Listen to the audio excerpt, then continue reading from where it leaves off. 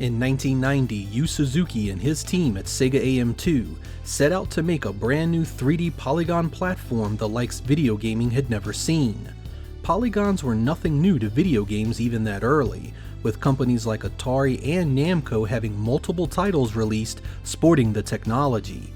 But Yu Suzuki wanted something more.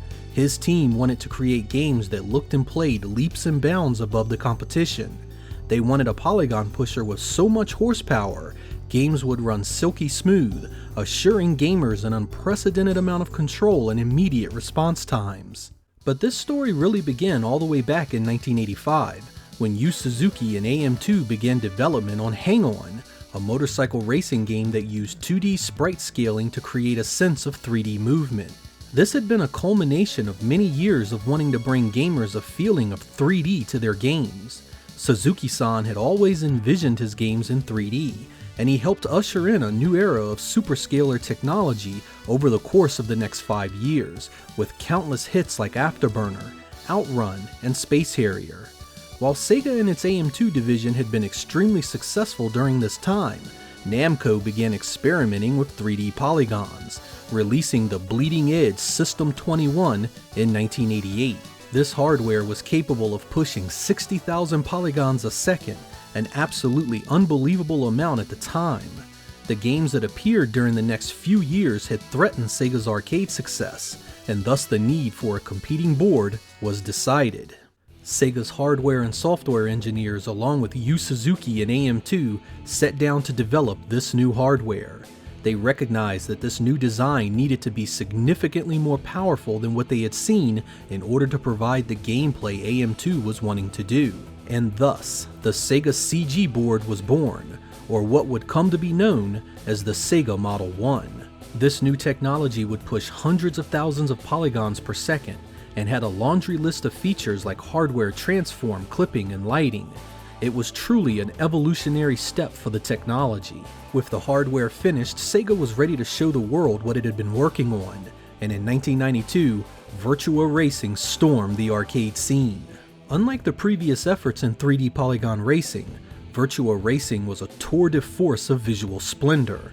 Running at a then astonishing 60 frames per second, it featured a fully dynamic camera system that could be changed on the fly at any time during the race.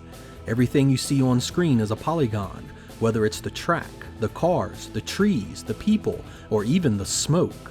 Also nearly unheard of at the time was full support for 16:9 widescreen monitors, which many of the deluxe cabinets offered by default. Simply put, polygons had never run this smoothly at this detail with this kind of gameplay at any level in the arcade. There was even an expanded version of it called Virtua Formula, which allowed up to 8 players in a deluxe setup with nearly full-sized cars and big screens. The game was a big hit, and Sega was ready to show the gaming world what else it could do with its new powerful board. With AM2 hard at work on a new project, Sega turned to AM3 to do something with the new technology. With LucasArts in tow, they would jointly develop Star Wars Arcade and release it in late 1993.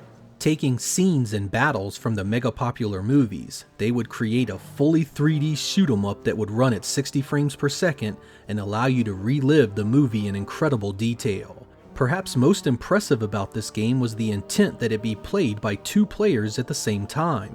Set up as a pilot and gunner system, both players had their parts to play in its dual-seated cabinet.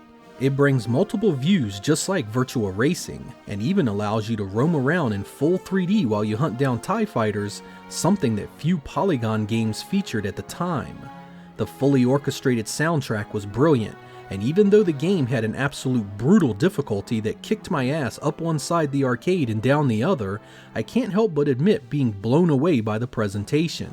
This had been the very first time you really felt like you were in control of an actual Star Wars vehicle, and even better, felt like you were actually in a scene from the movie. The word spectacle is well warranted here. With AM2 done with Virtua Racing, it was time for them to pursue a genre that had exploded in popularity, the fighting game. Street Fighter II: The World Warrior had been released in 1991 to critical and commercial success, and the genre was more popular than ever. Yu Suzuki wanted something that had smooth, realistic animations, and more moves than anything before it, and in 1993, Virtua Fighter would be let loose on arcades across the globe. It revolutionized the genre in an instant, being the basic roadmap for every polygon fighter after it. It lit Japanese arcades up like a nuclear bomb, becoming a huge hit for Sega and going on to influence the entire gaming world in profound ways.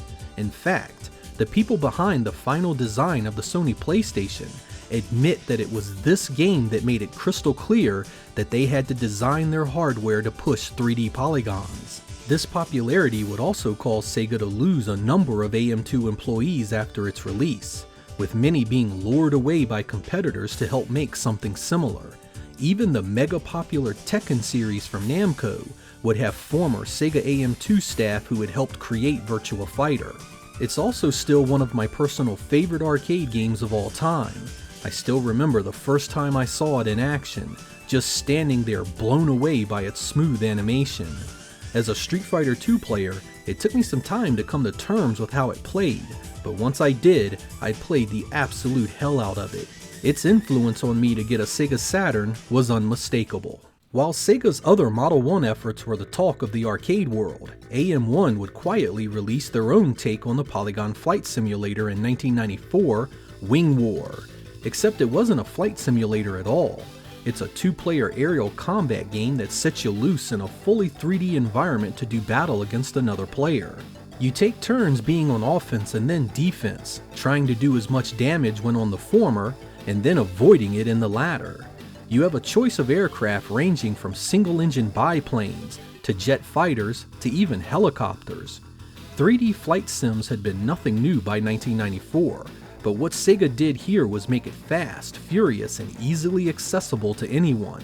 This is perhaps the greatest influence the entire list of Model 1 games would accomplish, basically showing the world that any genre, any style of game, could be made easily playable with this technology. Wing War would even see inclusion into the mythical R360 cabinet, a sit-down uber deluxe version that rotated with the gameplay. Wing War was initially set to be ported to the 32X in 1995, but the swift decline of that add-on saw its cancellation later that year.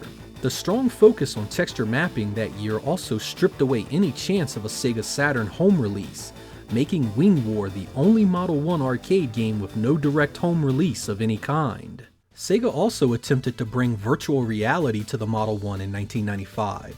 The Sega Net Merc system used flat-shaded polygons to bring a true 3D environment to a shoot-'em-up. It used motion tracking to allow you to control your weapons based on where you looked and positioned your body. By 1995, many advances had come to 3D polygons, with texture mapping even coming home to systems like the Sony PlayStation and Sega Saturn. The era of flat-shaded polygons had come to a close, and the extreme setup requirements and pricing of these units were prohibitive. With only a precious few making it into production, it remains one of the rarest arcade releases from Sega. Sega was not the first arcade company to toy around with fully polygonal hardware, but the influence of the Sega Model 1 cannot be denied.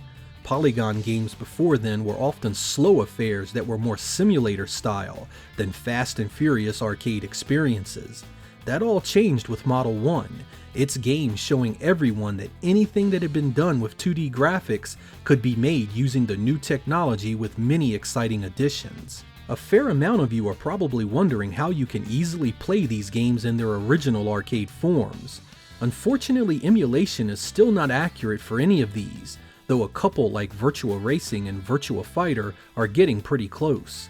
The 32X would see a version of Virtua Fighter, Virtua Racing, and Star Wars Arcade, though each of these ports have been downgraded significantly in various areas. The Sega Saturn would get Virtua Fighter and Virtua Racing, both with their own concessions as well.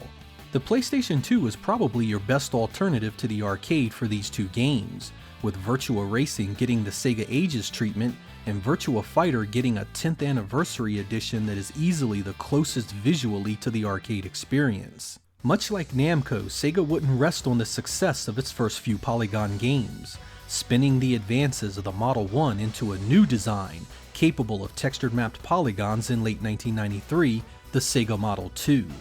This began an era of incredible gameplay advancement that would give birth to countless beloved Sega IPs, the vast majority of which can be traced all the way back to the efforts found here on the Model 1. I'm Sega Lord X, thank you guys for watching, and I will catch you next time.